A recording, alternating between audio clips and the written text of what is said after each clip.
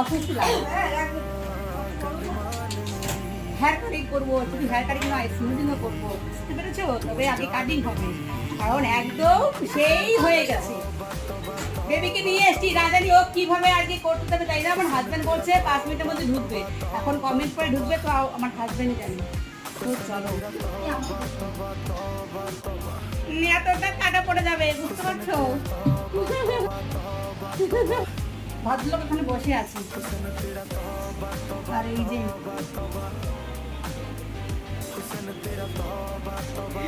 তবে দেখতে থাকো আর আমার সঙ্গে থাকো।